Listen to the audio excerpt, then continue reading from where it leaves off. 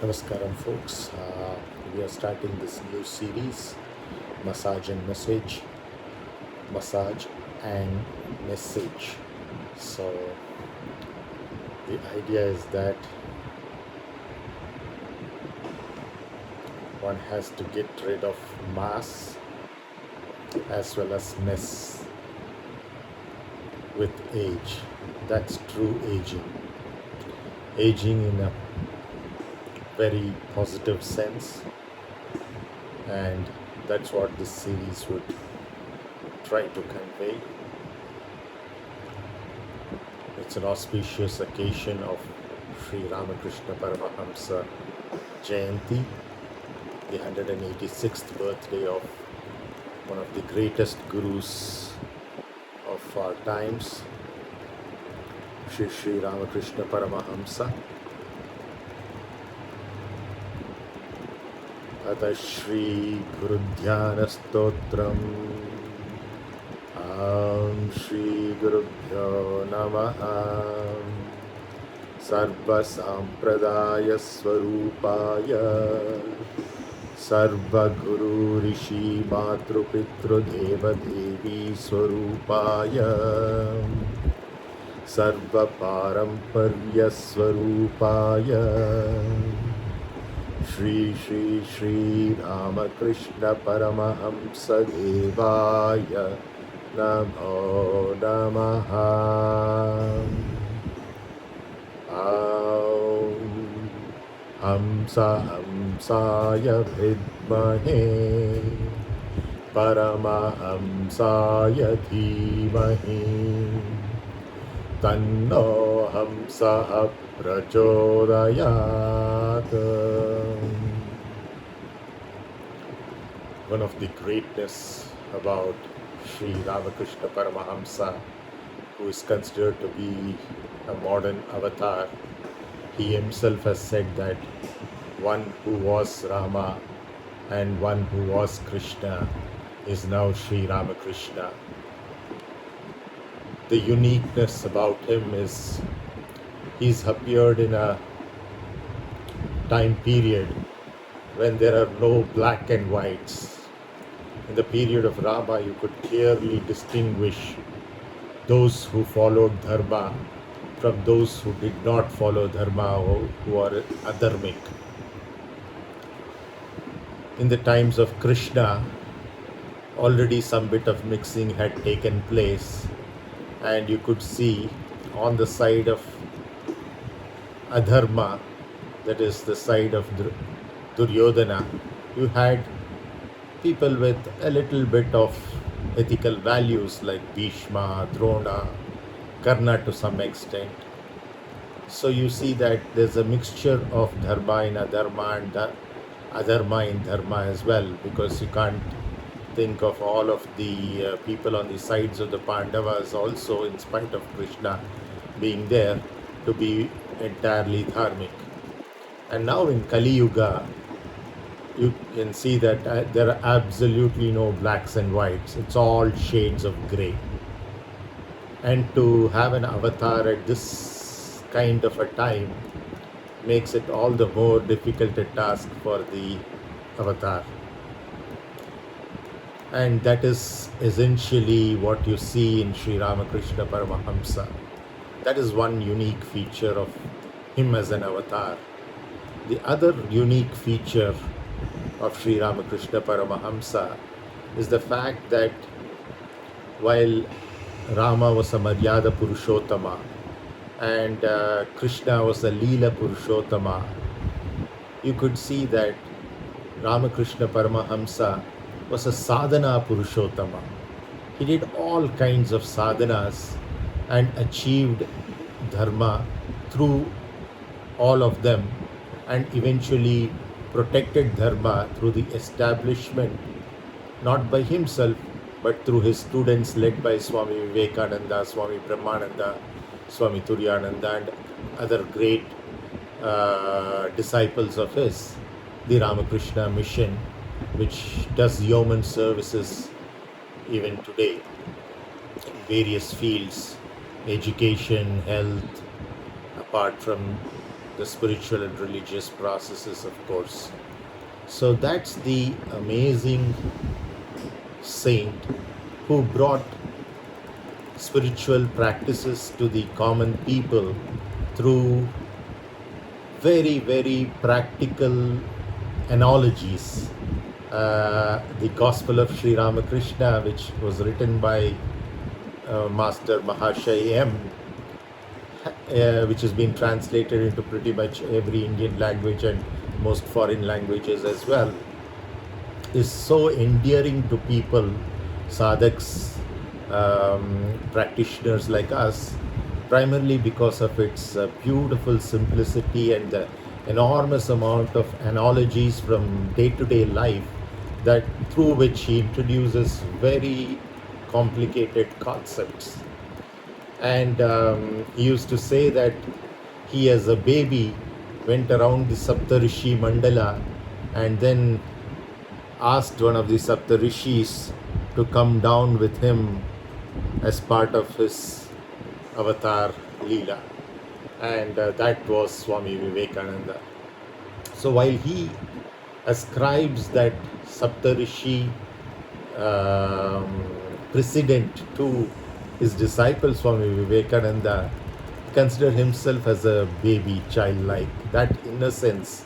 And with that innocence, the way he achieved the same goal of Jivan Mukti, that is being free while being alive in this body, a human body, through various different approaches like Raja Yoga, through meditations, right in the beginning of his period at Dakshineshwar Kali Mandir, through bhakti, pure bhakti, devotion, and through Jnana Yoga as well, at the end of it all, in which he recognized that all these paths lead to the same goal. He didn't stop there with the Sanatana Dharma paths, but he even practiced for short periods of time Christianity and Islam, and recognized that they lead to the same mukti, moksha, nirvana as well. So that's the kind of unique person who even married just to showcase that householders are not those who are incapable of achieving the ultimate. As a householder, he demonstrated that in spite of his marriage to Sharada Devi, he could achieve what the human goal actually is. And in fact, he achieved it in so many different ways. If we achieve it even in one way, that's more than enough. That is the greatness of this unique avatar, Sri Ramakrishna Paramahamsa. Hamsa Hamsaya Vidmahe Paramahamsaya Dhimahi Tanno Hamsa Prachodayat. The Hamsa, or the swan, plays a very, very crucial role in many philosophical compositions and expositions, even in the Upanishads. And we call Sri Ramakrishna as a Paramahamsa, or a supreme swan. The swan is capable, in a mystical sense, of extracting milk out of a dilute solution of milk and water. The sense that one should be capable of extracting the essence of whatever one sees, because what one sees through the eyes, hears through the ears, smells through the nostrils, feels through the skin, and tastes through the tongue, all these sensory perceptions are that of Maya, through prismatic visions where there is a bending of the light emanating out of all of them, not the light in the physical sense, but in the metaphysical sense. And therefore, we perceive identities which are mostly false.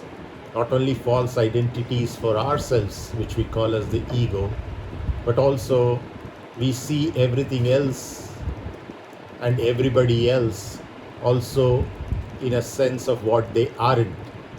So you see that this kind of a wrong perception is very common in the physical world. But in the metaphysical world, when one becomes a rishi or a seer or a maharishi or a great seer, one is capable of seeing things as they are, seeing through something. And that's what the swan does. It sees through the dilute solution of milk in water, and what it sees is the essence of it all as the milk. And that is the ability to see through all the clutter and get to the very essence. And this is a symbol which is again very akin to the lotus symbol as well, where the lotus grows out of gross dirt in dirty environments and yet takes the essential nutrients out of the soil underneath, the water around it, and as it grows and flowers out, this energy of the sunlight, the oxygen in the air, and of course occupying a space of detachment or vairagya, and teaching us viveka, discrimination through it all, because it's the discriminatory process of ability to extract the essence of it all, which is what makes the lotus so special and inspirational. And so is a Hamsa.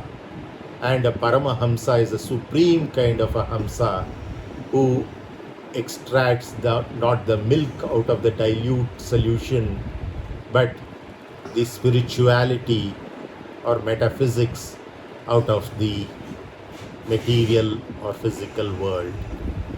And that is the amazing Sri Ramakrishna Paramahamsa, who lived just 100 years or 150 years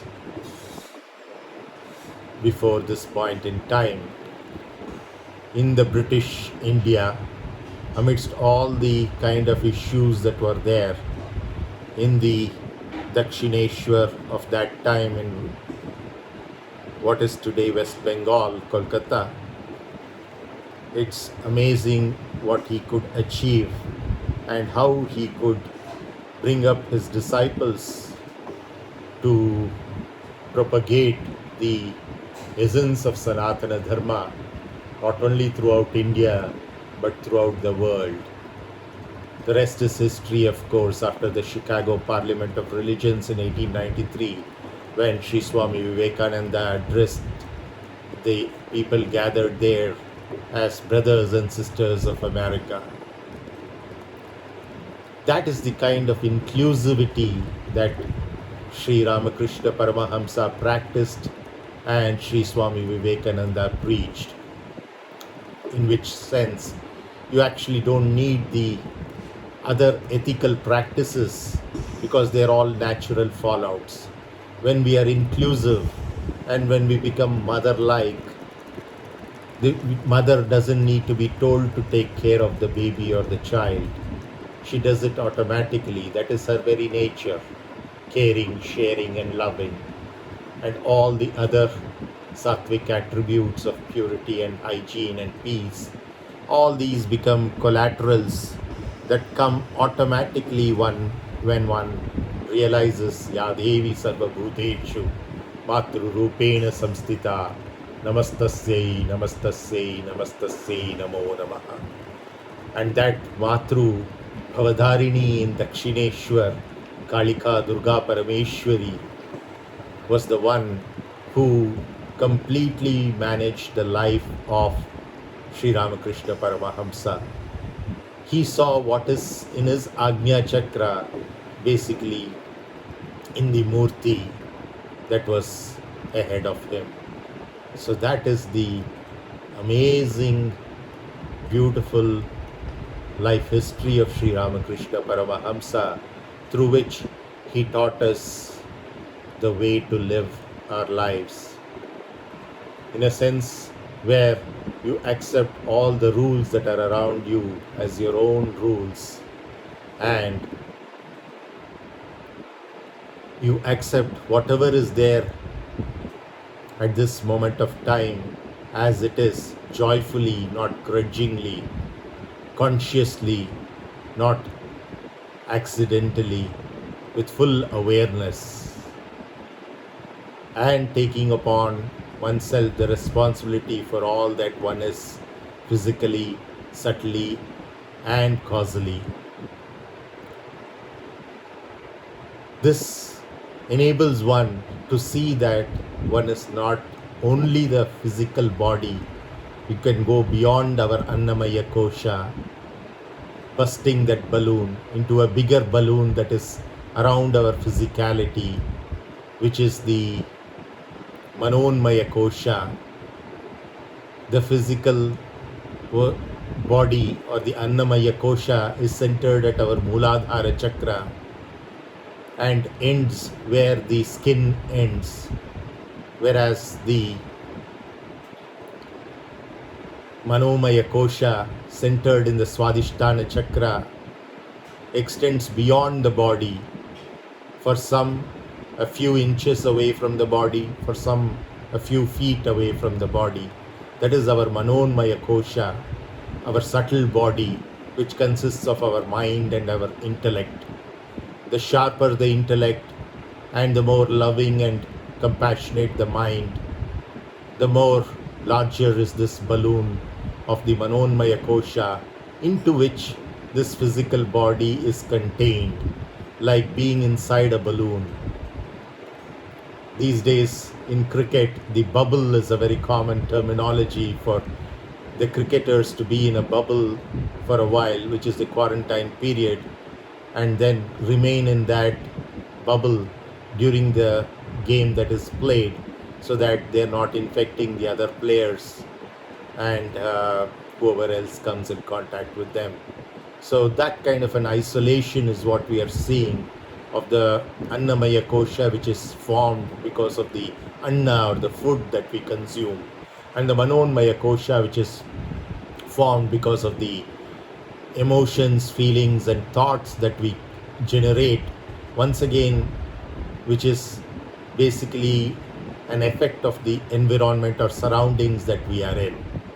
So you see that these are all things that are coming out of what we are gathering from the outside world, whether it is the food that we eat to create the Annamaya Kosha, or our physical body, which is centered in the Mooladhara Chakra and ends in the physical body at the where the skin of the outer skin is there, and then the Manonmaya Kosha, which extends a few inches to a few feet beyond the body, which is centered at the Swadhishthana Chakra.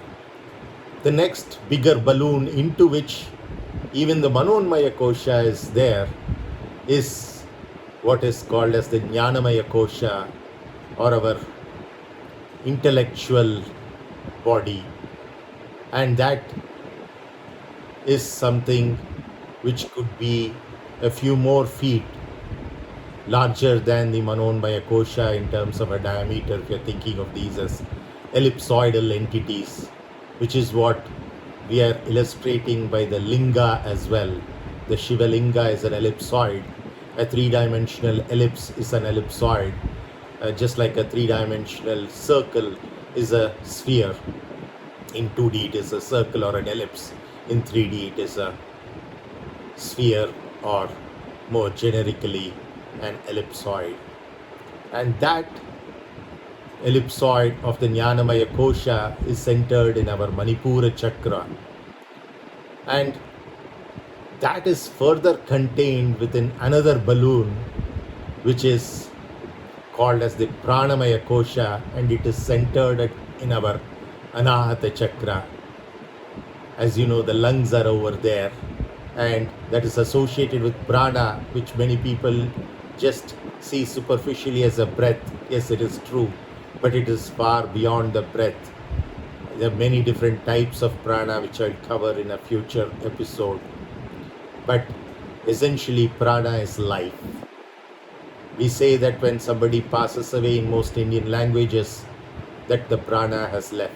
In Kannada, we say prana hoitu or prana poichi. That basically means in Tamil or Kannada or any Indian languages, the prana has left, which means the life force has left.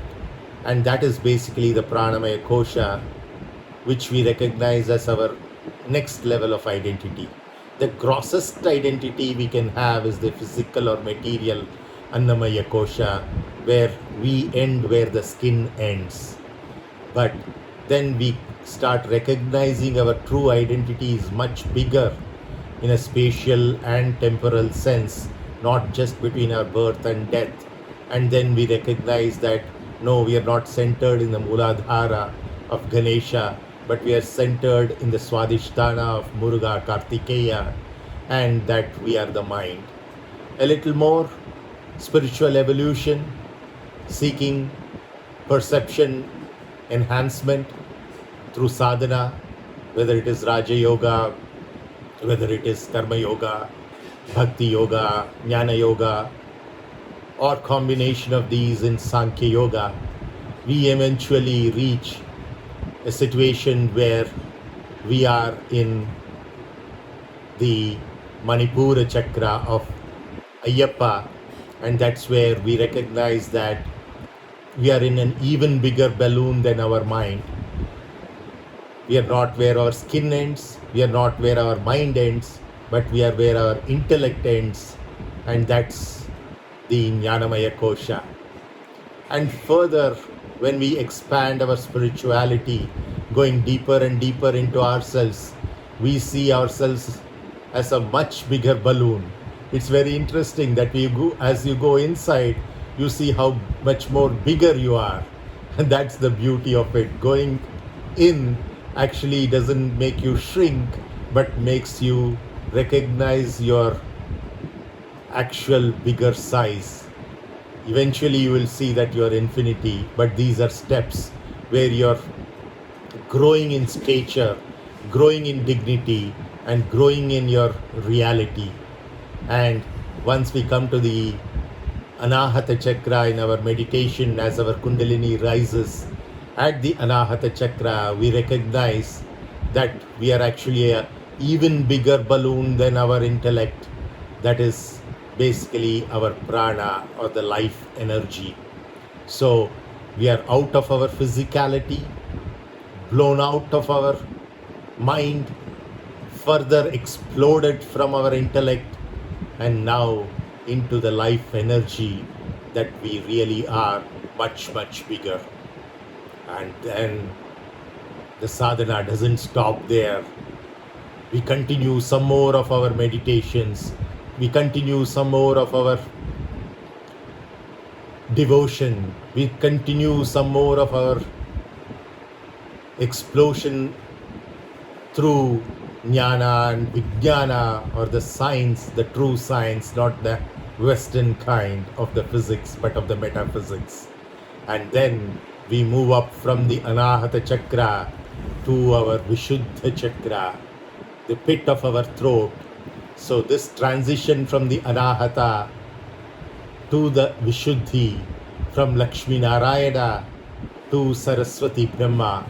Yes, Lakshmi Narayana, and in their form as Sita Rama, their disciple, Hanuman, an avatar of Shiva, the son of Vayu, the air or the wind, which takes care of the prana, even in its grossest form, is taking care of our pranamaya kosha, the big balloon that we really are, much, much bigger than our intellectual balloon, much, much, much more bigger than our emotional balloon of the mind, and even more bigger and bigger than the physical balloon that we see physically through our senses as ending at the skin. So now, from the Pranamaya Kosha, we are blowing our spiritual balloon through our sadhana into recognizing that we are the infinite diameter Anandamaya Kosha, the bliss body. The physical or material body is gone, the mind or emotional body is gone. Gone in the sense that it is a very small part of us, it's a subset of us. And then we have recognized that our intellectual body of discrimination is gone. The Viveka has been transcended as well, and we came to the Pranamaya Kosha of love and compassion. And then we expanded even beyond love and compassion to the Vishuddhi Chakra, where we recognize that we are the bliss body, Anandamaya Kosha of an infinite radius centered over here. And as you know, an infinite circle or infinite sphere, an infinite ellipse or an infinite ellipsoid, they're all having multiple focal points or centers. And those focal points and centers are my Vishuddhi, your Vishuddhi, and the Vishuddhis of every seeker. And that Vishuddhi Chakra or the focal points are the ones through which true communication or vak, the word from which all of creation ensues, actually is centered in, is focused in.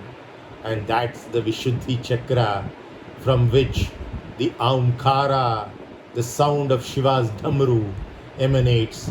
Shiva, the Vainika, the Veena player, teaches his daughter Saraswati how to play the Veena, and Sri Saraswati plays the Veena in a raga which actually praises the glories of Shiva, her father, the original Rudra Veena teacher, and Brahma, the creator, is there as well. So all that we actually see, perceive through all of these other balloons is actually our own creation. We are the mother of it all. Mother not in just the sense of being loving, sharing and caring, as I said earlier, but the mother in the truest sense that we create the entire universe every moment and recreate it every other moment. And it is that creation and recreation or entertainment or leela or the game that we are playing which makes life so much more fun and joyful. But doesn't stop over there, because we have covered the physical elements of what was the earth element or solid element at the Muladhara Chakra of Ganesha, where we saw the physical body. And then we went to the Swadhishthana body, that is the Manonmaya Kosha of the mind, which is essentially water or liquid. It's governed by the tides which are created by the moon. As you know, the massive ocean goes through high and low tides as the moon waxes and wanes in between Amavasya, Paurnami and another Amavasya within a month, the lunar month. And that month is named after the moon. That's why the MON that starts the word month itself, or Masa. It basically all is associated with the mind. So we went from the earth element to the water element, blowing up from our physical body into a much bigger mind body. Then we blew up further and went into the energies that are associated with our digestion, which is what creates our intellectuality. It is through Shravana, Manana, Nitidhyasana, eventually digestion of all that our sense organs absorb, that we create our intellect. And then that is basically the fire element, and which represents the energy of the intellect, the sharpness of it all. And then we came up to recognizing that no, we are not the physical earth, we are not the subtle water, we are not the intellectual or what is the fire element, but we are the air element of the prana. That is, we came to the Anahata Chakra.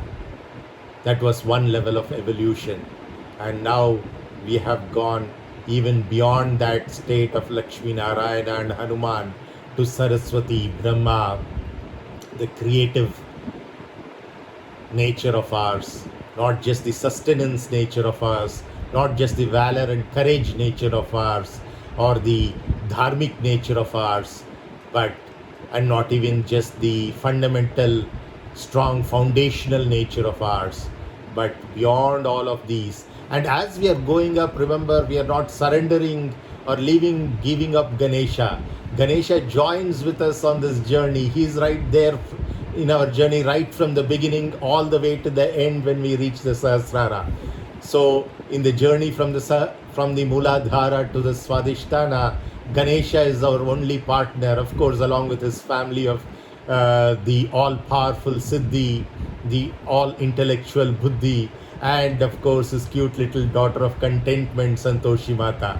So that's the journey which we are having. Our party is fairly small of these 4 people apart from us.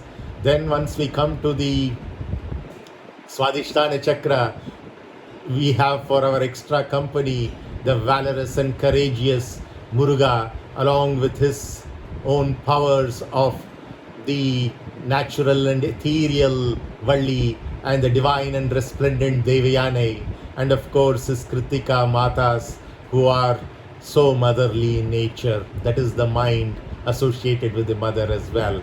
And then we move up further to the Manipura Chakra, where we are further having an additional company of Swami Sharanamayappa, maintaining a safe distance from his bride forever in waiting, Mallikapura Tamman, and of course his real mother Mohini, not the Pandala Maharani who feigned a stomachache, but the Mohini avatar of Vishnu, and his father, of course, Shiva. And once we have Dharmashastra Manikanta for our company, along with Muruga's family and Ganesha's family, Ayyappa and Mallikapura Tamman and Mohini, all we come to the true form of Mohini, which is our Lakshmi Narayana at our Anahata Chakra. And once we are at our Anahata Chakra, we get the various paraphernalia of Lakshmi Narayana's mattress, which is Adi Ananta Sesha, Adi being one, Ananta being unending or infinite, and Sesha or zero, the remainder, and 0, 1 and infinity, oneness of nothingness and everythingness is recognized over there. And further, Lakshmi Narayana have the paraphernalia of Garuda, who with his flapping of his wings generates the Vedas, out of which eventually the creativity is there. And then we also have Hanuman, the son of the wind god, representing our prana. And we take all of them in this journey with us further up to our Vishuddhi Chakra to join in the Brahmaloka with Saraswati Brahma and the creativity of that all, and recognize that we indeed are the creator. We are not just the sustainer, Lakshmi Narayana, but we are the creator, Saraswati Brahma as well.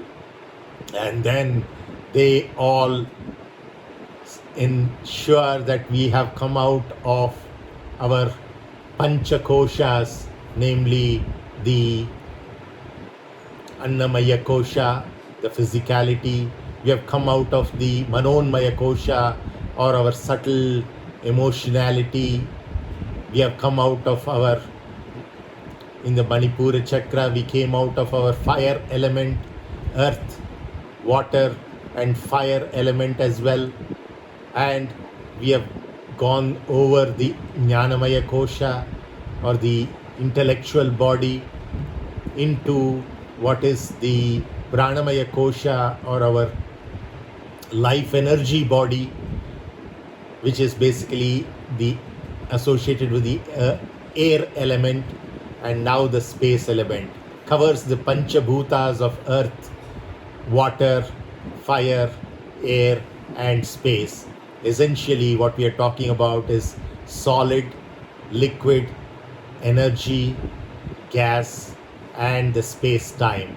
And once we have transcended all of these are for our company, and we have blown up into an infinite radius circle, ensuring that we are everythingness, we are the creator, and now we have to recognize that we are nothingness as well. And to help that out, we need the most powerful Shakti, and that is Shri Durga Kalika Parameshwari, Shri Kailasha Maharaudra Shiva Hridaya Sthita Shri Durga Kalika Parameshwari, Shri Sukadda Devi, Kamakya Devi, Vaishnavi Devi, Jai Mata Di, Bhadurai Meenakshi, Kashi Vishalakshi, Kanchipura Kamakshi, Tirumai Karpagambigai, Tirunallar Pranambigai, Tiruvannamalai Unnamalai Amban, Chidambara Shivagami, Melbarvattur Om Shakti, Sholinganallur Pratyankara Devi, Varahi Neela Saraswati, Vishwa Durga Devi, Kollur Mukambika, Isha Linga Bhairavi, Kanyakumari, Varturu Chaudeshwari, Mysuru Chamundeshwari, Om Thare Tutare Ture Swaha, Om Reem Stream Om Fat, Om Aim Reem Kleem Chamundai Viche Swaha. A situation wherein we have transcended all the 5 elements, and Devi then takes us all the way to the Sahasrara Chakra of Om Namah Shivaya, our nothingness, recognizing that all this paraphernalia that we have generated and expanded out of is eventually nothing, just a black hole. Associated with the dark matter is the dark energy, or Ardhanarishwara Tattva, and then we explode out of all of this into about a feet above our head, into an infinite loop, which is basically our Rahu Ketu nature, which do not have any material existence, and it's the Matru Pitru Loka, or our ancestry. And eventually we go beyond that as well to the 9th, or the Guru Chakra, or the Guru Mandala, which is essentially what Sri Ramakrishna Paramahamsa did through each and every one of his sadhana. And we can recognize the Ramakrishna Paramahamsa energy over there, the Guru Tattva, which takes us from darkness to light, Asatoma Sadgamaya, from the untruth to the truth, and also from the death or mortality to the immortality. Asatoma Sadgamaya, Tamasoma Jyotirgamaya, Mrityorma Mrutangamaya. Aum Shanti Shanti Shanti. Aum Shri Gurubhyo Namaha. Gurur Brahma Gurur Vishnu Gurur Devo Maheshwaraha. Guru Sakshat Param Brahma. Tasmai Shri Gurave Namaha. Ajnanatimirandhasya Jnananjana Shalakaya Chakshurunmilitam Yena Tasmai Shri Gurave Namaha. Aneka Janma Samprapta Karma Bandha Vidahine Atmajnana Pradhanena Tasmai Shri Gurave Namaha. Mandatah Shri Jagannatho Madguru Shri Jagadguru Mamatma Sarva Bhutatma Tasmai Shri Gurave Namaha.